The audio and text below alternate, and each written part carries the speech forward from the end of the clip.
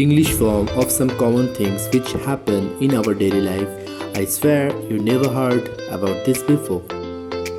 Number 3. Nigalna. Gile newa. Imbibe. Swallow. Show of imbibed a large amount of cake. Number 4.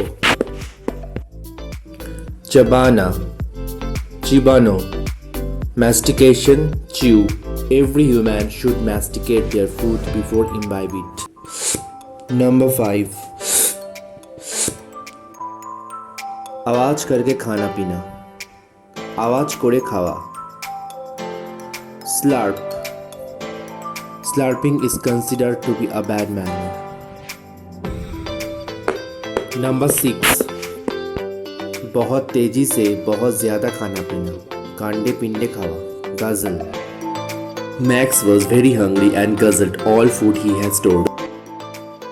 Number 7. डगडगा कर पीना. ढक ढक करे जलपान. Quaff. After workout, Charles quaffed a jug of water. Number 8.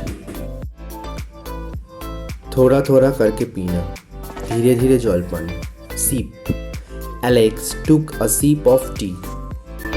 Check the link of part 1 in description box and comment box.